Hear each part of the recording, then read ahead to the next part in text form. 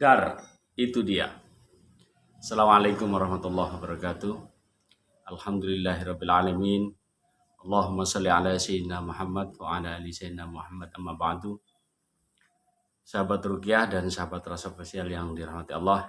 Jumpa lagi dengan saya, Rahman Arif Supriyanto, di channel Rasa Official tentunya. Channel yang berisi tentang Rukyah dan sharing-sharing Rukyah sebagai seorang mukmin, seorang muslim yang berisikan tentang pengobatan insya Allah dengan metode rukyah. Sahabat rukyah yang dirahmati Allah, untuk konten kali ini mungkin saya akan menyambung setelah beberapa waktu yang lalu diisi dengan konten-konten yang penanganan. Beberapa hari yang lalu saya telah menangani seorang saudara kita, maksud saya saudara muslim yang minta tolong untuk dirukyah. Namun pada penanganannya terjadi indikasi penyakit ain ya, sahabat rukyah. Sini saya akan berikan penjelasan. Ketika itu ada yang bertanya kepada saya, keluarga itu bertanya, itu penyakit ain yang seperti apa itu? Ustadz tanya seperti itu. Penyakit ain. Jadi sahabat rukyah yang dirahmati Allah, Rasulullah sudah mengingatkan tentang bahaya ain ini. Beliau pernah memperingatkan tentang yang ditakutkan dari umatku akhir zaman nanti adalah adanya penyakit ain. Penyakit ain ini, sahabat rukyah, adalah penyakit akibat dari pandangan ya, sahabat, dari pandangan seseorang kepada orang lain yang bisa membawa sakit kepada diri yang dipandang. Nah ini tentunya jadi pertanyaan, kok masa cuma mandang saja bisa kena ain? Nah ini pandangan yang seperti apa sahabat rukyah atau sahabat rasa official yang harus diketahui, yang bisa memberikan celaka kepada kita atau kepada saudara kita, pandangan yang seperti apa. Sahabat rukyah yang dirahmati Allah, penyakit ain itu adalah penyakit yang disebabkan karena pandangan seseorang kepada orang lain yang dibarengi, nah ini yang dibarengi oleh rasa benci ataupun rasa takjub yang berlebihan. Nah, ada dua. Kita bahas dulu dengan rasa benci. Rasa benci, pandangan orang itu nggak suka dibarengi dengan rasa dengki, iri, hasut kepada orang itu, hingga pandangannya itu dapat memberikan rasa sakit kepada orang yang dipandang. Apakah ini termasuk kategori sihir? Bisa jadi ya, karena sifatnya ketika pandangan benci itu dibarengi dia dengan bangsa jin yang ikut masuk ke dalam pandangan orang itu kepada orang yang dipandang tentunya. Nah dibarenginya itu dapat mengakibatkan sakit ya, orang yang dipandang itu sakit. Makanya berhati-hatilah kepada ain, terhadap pandangan orang-orang kepada kita, terutama pandangan ketidaksukaan, itu kita juga harus hati-hati. Berikutnya, ain karena rasa pandangan yang kagum berlebihan.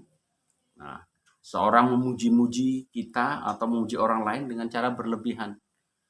Maka dari itu ketika kita dipuji, Allah sudah memberikan bimbingan melalui Rasulullah. Kalau kita dipuji ya tentu kita mengucap subhanallah, masya Allah. Itu sebagai bentuk dalam hati kita perbentengan bahwa yang maha suci hanya Allah.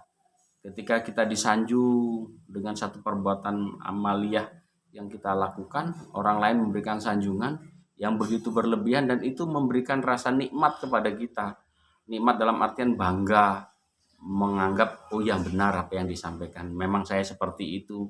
Nah ini rasa bangga kepada diri sendiri, memang saya seperti itu, dan itu rasa kepuasan diri karena disanjung orang lain itu dapat mengakibatkan ain pada diri kita. Jadi sahabat rukyah, kita harus berhati-hati pada dua hal ini. Yang pertama, pandangan orang pada kita dengan rasa benci dibarengi dengan iri, hasut, ya, melihat kita itu kayak orang apa ya, tidak suka dengan pandangan tidak suka, ataupun pandangan yang sukanya berlebihan, maka Allah tidak suka yang berlebihan. Hikmahnya dari semua itu, maka apa yang bisa kita ambil hikmah dari penyakit ain yang menimpa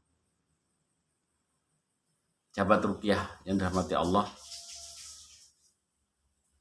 Yang bisa diambil hikmah dari adanya ain adalah kita harus berhati-hati terhadap pandangan orang, baik dia suka ataupun dia tidak suka. Bil hikmah, bahwa semuanya yang sempurna itu hanya Allah. Kemudian kita juga diharapkan tidak suudzon kepada orang, tidak merasa bangga dengan apa yang dipujikan orang kepada kita. Harapannya adalah jangan kita merasa bangga dengan apa yang dipujikan orang lain kepada kita.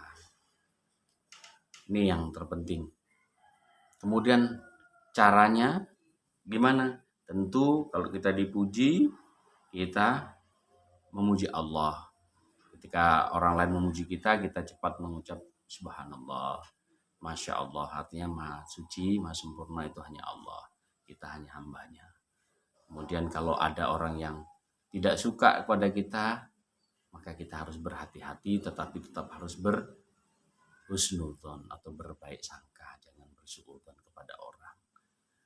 Itu sahabat ruqyah.